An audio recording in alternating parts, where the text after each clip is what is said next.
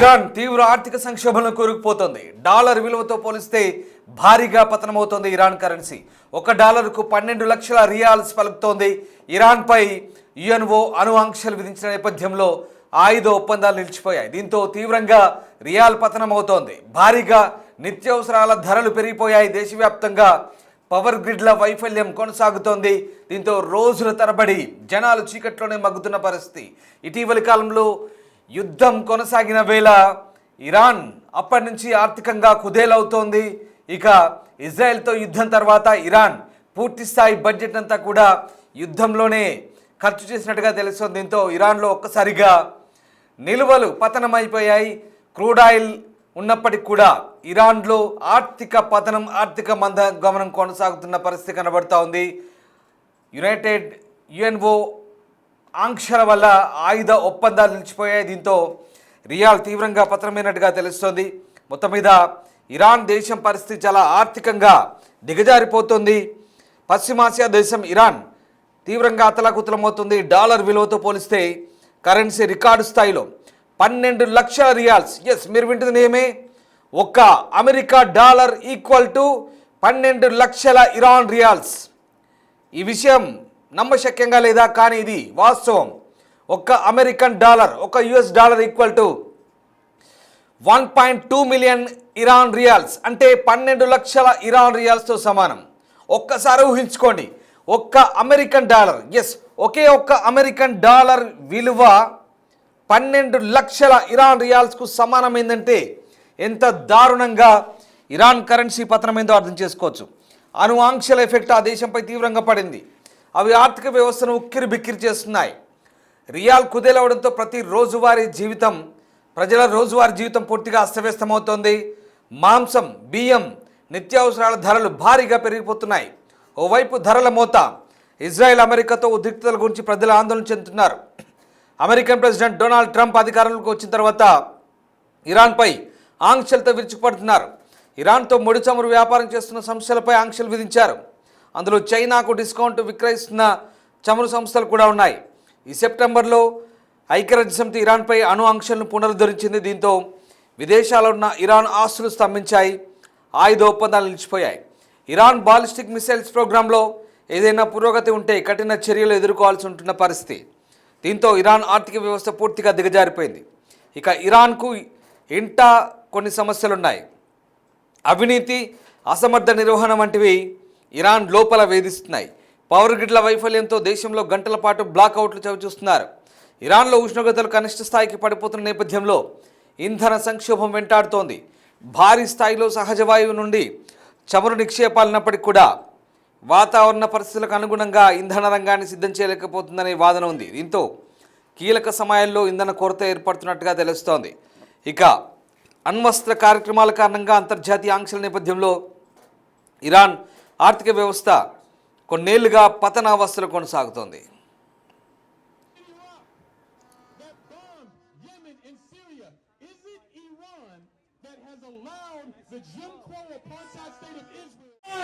That try to convince you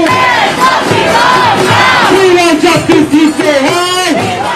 No right to tell anyone else in the world what nuclear safety is or is not. The Iranian people wanted to control the oil in their own country. Billionaires have half the wealth in this country. Politics.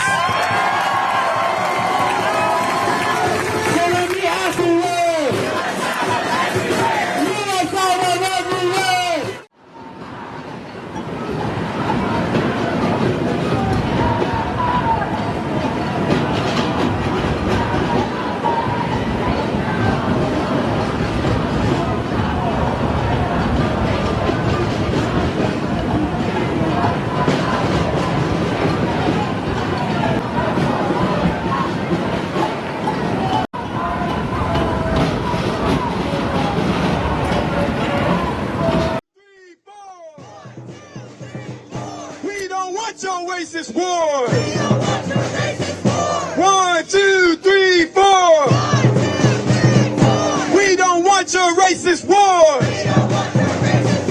5, 6, 7, 8. Iran is a sovereign state.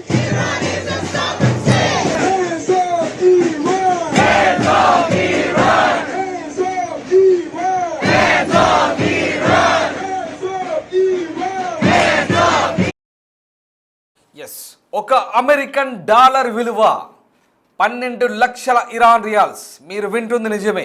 అణ్వస్త్ర కార్యక్రమాల కారణంగా అంతర్జాతీయ ఆంక్షల నేపథ్యంలో Iran ఆర్థిక వ్యవస్థ కొన్నేళ్లుగా పతనావస్థలో కొనసాగుతోంది. 2015లో అగ్రరాజ్యం అమెరికాతో ఇరాన్ అణు ఒప్పందం చేసుకునే నాటికి ఒక డాలర్కు 32,000 రియాల్స్ ఉండేవి. 2018లో ట్రంప్ ఆ ఒప్పందం నుంచి బయటకు వచ్చారు. మళ్ళీ ఒప్పందం కోసం చర్చలు మొదలుపెట్టినప్పటికీ అవి ప్రస్తుతం నిలిచిపోయాయి. దాంతో కొంతకాలంగా భారీగా పతనమవుతూ వస్తున్న రియాల్ విలువ అమెరికా అధ్యక్ష ఎన్నికల ఫలితాల నాటికి 7,03,000కు చేరుకుంది. ఆ పతనం ఇంకా కొనసాగుతూనే ఉంది. ఇవాల్టికి ఇరాన్ ఆర్థిక వ్యవస్థ పూర్తిగా తిరోగమనంలో కొనసాగుతోంది.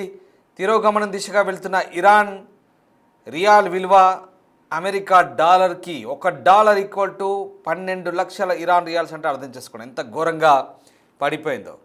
ఆర్థిక సంక్షోభంతో కొట్టుమిట్టాడుతోంది. అణు ఆంక్షల వల్ల ఇరాన్ పరిస్థితి అతలాకుతలమవుతోంది. కరెన్సీ పడిపోవడంతో నిత్యావసర ధరల అమాంతం పెరుగుతున్నాయి. ఓవైపు ధరలు పెరగడం, మరోవైపు ఇజ్రాయెల్ అమెరికా ఆంక్షలు ఉద్రిక్త నేపథ్యంలో అక్కడి ప్రజలు తీవ్ర ఆందోళన చెందుతున్న పరిస్థితి కనబడుతోంది.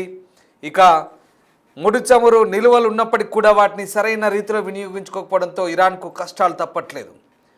ఇక చైనాకు డిస్కౌంట్తో అమ్ముతున్న చమురు సంస్థలపై కూడా అమెరికా ఆంక్షలు విధించింది. కఠినమైన ఆంక్షలు కొనసాగుతున్నాయి. దీంతో ప్రస్తుతం ఇక అటు ఐక్యరాజ్య సమితి కూడా ఇరాన్పై అణు ఆంక్షలను పునరుద్ధరించింది. దీని ప్రభావంతో ఇరాన్ ఆస్తులు విదేశాల్లో కూడా స్తంభించిపోయాయి. ఆయుధ ఒప్పందాలు ఎక్కడెక్కడ అయిపోయాయి. అంతేకాదు ఇరాన్ బాలిస్టిక్ మిసైల్స్ ప్రోగ్రాంలో ఏదైనా పురోగతి ఉంటే కఠిన చర్యలు ఎదుర్కోవాల్సిన పరిస్థితి కనబడుతోంది. మరోవైపు ఇరాన్లో అవినీతి ఇవన్నీ వెరసి ప్రస్తుతానికి ఇరాన్లో చాలా దారుణమైన పరిస్థితులు అయితే కొనసాగుతున్న సిచ్యువేషన్ అయితే మనకు కనబడుతూ ఉంది. ఇరాన్ పరిస్థితి చాలా దారుణంగా కనబడుతున్న ముందు కూడా దారుణంగా మారే అవకాశం కనిపిస్తుంది. మొత్తం మీద ఇరాన్లో ఆర్థిక సంక్షోభం తీవ్రమవుతున్న వేళ అక్కడి ప్రజలు చాలా ఇబ్బంది పడుతున్నారు. నిత్యావసరాలకి ఇబ్బంది పడుతున్నారు. బియ్యం కూడా చాలా ఖరీదైపోయాయి. అలాగే ఎక్కువగా మాంసం తింటారు, అది ఖరీదైపోయింది. నిత్యావసరాలు చాలా ఖరీదైపోయాయి. చాలా చలి తీవ్రత పెరుగుతుంది. ఎందుకంటే ఇరాన్లో చలి ఎక్కువగా ఉంటుంది. ఈ చలి తీవ్రత పెరుగుతున్న కొద్దీ కరెంటు వాడకం కూడా ఎక్కువ ఉంటుంది. కానీ పవర్ గ్రిడ్లన్నీ పూర్తిగా స్తంభించిపోయి బ్లాక్అవుట్లు పెడుతున్నాయి. బ్లాక్అవుట్ అంటే పూర్తిగా కరెంట్ నిలిపివేయడం. అవన్నీ పెరిగిపోతున్న పరిస్థితి. దీంతో ప్రజలు చాలా ఇబ్బంది పడుతున్నారు. గుర్తుపెట్టుకోండి ఒకసారి, చాలా దారుణంగా ఉంది. ఎందుకంటే అణ్వస్త్రాలు తయారు చేయకండి బాబు అంటూ చాలా క్లియర్గా ఐక్యరాజ్య సమితి చెప్పింది, అమెరికా చెప్తోంది. అయినా వినట్లేదు. ఇక ఏకంగా ఇజ్రాయెల్ ఇలా అయితే కాదు అని చెప్పేసి వాళ్ళపై యుద్ధానికి కూడా దిగింది. ఇరాన్పై దాడులు చేసింది. ఇరాన్ ప్రతిదాడులు చేసింది.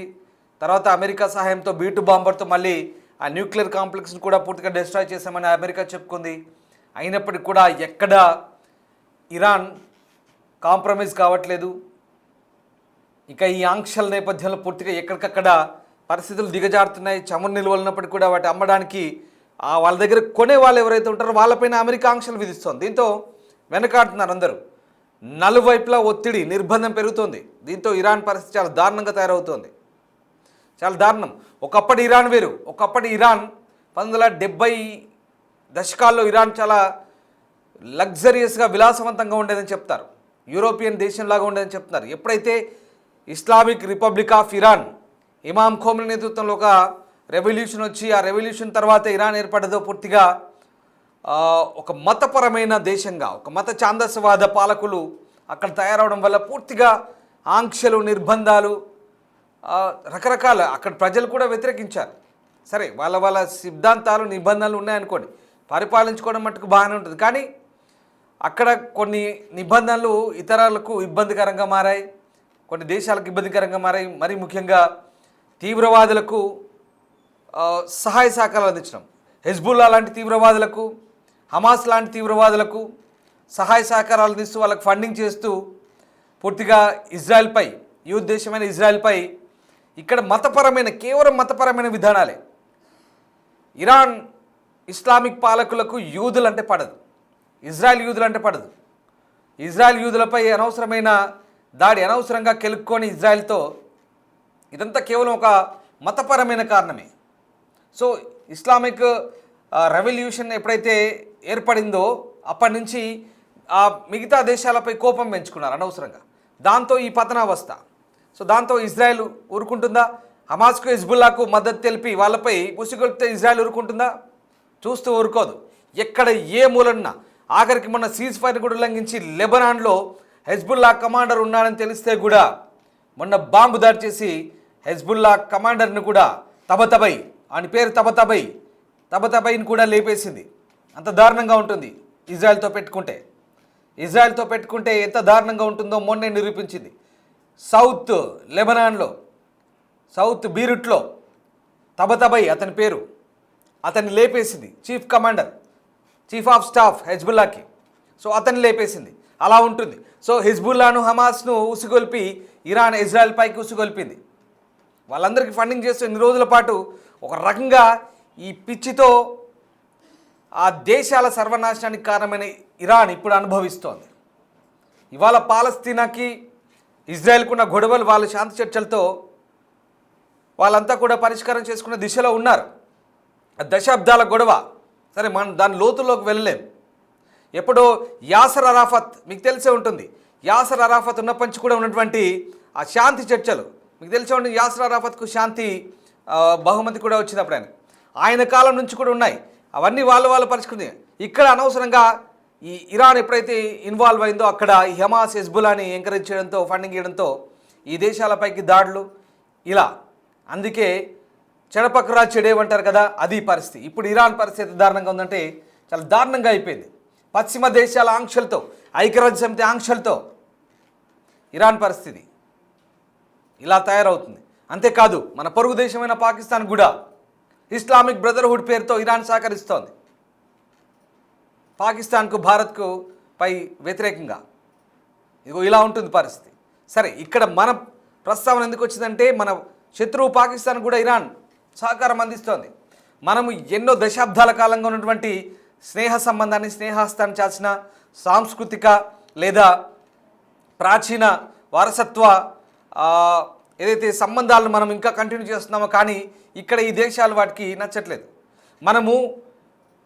మనము ఆ ప్రాంతాల్లో వంటి ఏదైనా ఆపత్తులు, విపత్తులు ఎదురైనా కూడా మనం సహకరిస్తాం. కానీ వాళ్ళు అలా కాదు. అవన్నీ మర్చిపోయి తుర్కీ కావచ్చు, ఇరాన్ కావచ్చు, ఇవన్నీ కూడా ఇలా కొన్ని దేశాలకు సహకరిస్తున్న పరిస్థితి. సరే, మన సంగతి పక్కన పెడదాం. సందర్భం వచ్చింది కాబట్టి చెప్తున్నాం, మన సంగతి పక్కన పెడదాం. కానీ మిగతా దేశాలతో గోక్కుంటే ఇలాగే ఉంటుందనేది ఇప్పుడు ఇరాన్కి అర్థమవుతుంది. కొంతమందికి ఛాందసవాదులకి ఇది నచ్చొచ్చు, నచ్చకపోవచ్చు. కానీ సరే, స్వయం పాలన ఇరాన్ వాళ్ళు చేసుకుంటున్నారు, అంతవరకు బాగానే ఉంది. కానీ అక్కడ వాళ్ళు తీసుకుంటున్న నిర్ణయాలు ఏదైతే పూర్తిగా నియంతృత్వం, అక్కడ హిజాబ్కు వ్యతిరేకంగా కూడా ఆ పాలకునికి వ్యతిరేకంగా చాలామంది ఉద్యమాలు కూడా చేసిన పరిస్థితి. అంత దారుణమైన సిచ్యువేషన్ ప్రస్తుతం ఇరాన్లో కొనసాగుతున్న వేళ సరే, అవన్నీ మతపరమైన విధానాలు, నిరసనలు, ఆందోళన పక్కన పెడదాం. ఇరాన్ అడ్మినిస్ట్రేషన్కి వచ్చేసరికి అవినీతి పెరిగిపోయింది. పూర్తిగా అవినీతి ఇరాన్లో. ఒకే పాలకుడు, ఖోమినీ కుటుంబానికి చెందినటువంటి పాలకులు వరుసగా ఇమాం ఖోమినీ తర్వాత ఆయన కొడుకు లేక ఇంకెవరు సుప్రీం లీడర్ పేరుతో ఆ సుప్రీం లీడర్లు వాళ్ళకి నచ్చిన వ్యక్తులు పెట్టుకోవడం, జనరల్స్ని, సైనిక జనరల్ని, కమాండర్లని, ఇలాంటి పాలన కొనసాగిస్తూ అవినీతి పూర్తిగా ప్రభుత్వంలో ఈ వ్యవస్థలన్నీ కూడా కూరుకుపోయినాయి. సరైన పరిపాలన అందించకపోవడం, దీంతో ఒక్కసారిగా అక్కడి ప్రజల్లో కూడా వ్యతిరేకత, అవన్నీ వెరసి ఇవాళ ఇరాన్ పరిస్థితి ఎంత దారుణంగా తయారైందో మనకు అర్థమవుతుంది. ఒక్కసారిగా అసమర్థ పాలన, అవినీతితో ఇరాన్ ఇక దిగజారే స్థితికి వచ్చింది. మళ్ళీ చెప్తున్నాను, ఇరాన్లో $1 US డాలర్ విలువ 12 లక్షల పైనే. 1.2 మిలియన్, $1 = 1.2 మిలియన్. ఇది ఇరాన్ పరిస్థితి. చాలా దారుణంగా ఇరాన్ ఆర్థిక వ్యవస్థ దిగజారుతోంది. చూడాలి ముందు ఇరాన్ దీన్ని ఎలా అధిగమించబోతోంది, ఇరాన్ ప్రజల ఇబ్బందులను అక్కడి పాలకులు ఎలా తీర్చబోతారు, ఈ ఇబ్బందులను ఎలా అధిగమిస్తారు అనేది మాత్రం ముందు వేచి చూడాల్సింది. లేదంటే మరొక వెనిజులా మాదిరిగా ఇరాన్ తయారైనా ఆశ్చర్యపోవాల్సిన అవసరం లేదు. ఒకప్పుడు అమెరికా ఆంక్షలతో లేదా ఇతర దేశాల ఆంక్షలతో, పశ్చిమ దేశాల ఆంక్షలతో వెనిజులా పరిస్థితి ఏంటో, జింబాబ్వే పరిస్థితి ఏంటో, లేదా ఆఫ్రికన్ దేశాల కొన్ని దేశాలని వాళ్ళ పరిస్థితి ఏంటో, ఇరాన్ కూడా అదే పరిస్థితి వచ్చినా ఆశ్చర్యపోవాల్సిన అవసరం లేదు. వెనిజులాలో ప్రపంచంలోనే అత్యంత ఎక్కువ పెట్రోలియం నిల్వలు ఉన్నాయి. అయినా ఏమైంది వెనిజులా కరెన్సీ పరిస్థితి ఏంటి? వెనిజులాలో చాలా దారుణమైన పరిస్థితులు. అక్కడ పాలకులు తీసుకున్న నిర్ణయాలు ప్రజల్ని సోమరిపోతం చేసి కూర్చున్నబెట్టి డబ్బులు ఇచ్చి వెనిజులా పూర్తిగా సర్వనాశనం అయిపోయింది. అదొక భిన్నమైన కోణం, అదొక భిన్నమైన స్టోరీ. కానీ ఇక్కడ అలా కాదు, ఈ స్టోరీ వేరు. ఇక్కడ అనవసరంగా ఇతర దేశాలతో, పశ్చిమ దేశాలతో గోక్కొని ఇరాన్ అనవసరంగా పతనావస్థ స్థితికి వస్తుంది. సరే, ఇక్కడ మన రాజకీయ కారణాలు లేదా మతపరమైన కారణాలు పక్కన పెడితే, ఇరాన్లో సొంతంగా అక్కడ దేశంలో అవినీతి, అసమర్థ పాలన, అవన్నీ పక్కన పెడదాం. రాజకీయాలు లేదా మతపరమైన కారణాలు పక్కన పెడదాం. ఎవరిని వాళ్ళు సెక్యూర్ చేసుకోవడానికి మరి ఆ మాత్రం ఆత్మరక్షణ కోసం చేసుకుంటారు కదా అనొచ్చు. సరే, దాన్ని కూడా మనం ఒప్పుకుందాం, అది పక్కన పెడదాం కాసేపు. కానీ సొంత దేశంలో అవినీతి, అసమర్థ పాలనే ఇప్పుడు ఇక్కడికి దారితీసింది. ఇరాన్లో ప్రజల పరిస్థితి ఏంటనేది ముందు ముందు అక్కడి పాలకులు ఎలా నిర్ణయిస్తారు, ప్రజలు ఎలా దీన్ని భరిస్తారనేది వేచి చూడాల్సింది. That bombed Yemen and Syria. Is it Iran that tried to convince you? We want justice, you say, huh? No right to tell anyone else in the world what nuclear safety is or is not. The Iranian people wanted to control the oil in their own country. Billionaires have half the wealth in this country.